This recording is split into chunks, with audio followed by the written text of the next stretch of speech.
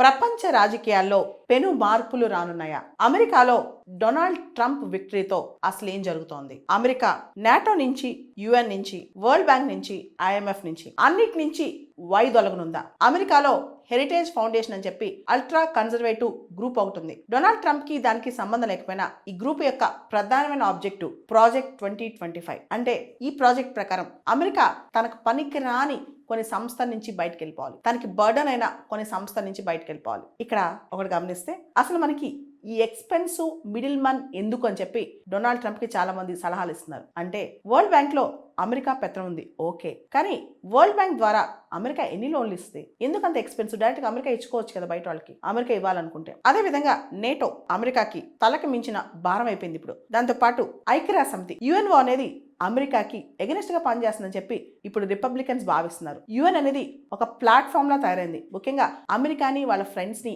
Attack చేసే ఒక platform గా తయారైంది. UN have become a platform for tyrants and a venue to attack US and its allies అని చెప్పి చాలా మంది రిపబ్లికన్స్ భావిస్తారనమాట. సో వీటన్నిటి ప్రకారం అమెరికా చాలా వాటి నుంచి బయటకు వచ్చారు. అదే NATO, UN, World Bank, IMF, వీటన్నిటిలోంచి అమెరికా బయటకు వచ్చారు. ఇలాన్ మస్క్ కూడా రీసెంట్ గా ఒక ట్వీట్ కి సమాధానం ఇస్తూ, అవును ఇవన్నీ బర్డన్ అయిపోయినాయి, మంచి ఐడియా, వీటిలోంచి మనం బయటకు వచ్చేద్దాం అన్నట్టు ఒక ప్రపోజల్ తీసుకొస్తున్నాడంట.